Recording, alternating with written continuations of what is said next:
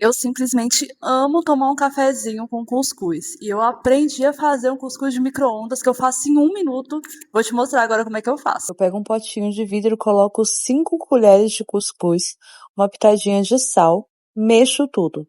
Coloco 50 ml de água, mexo tudo também e aí eu levo para o micro-ondas por 1 minuto.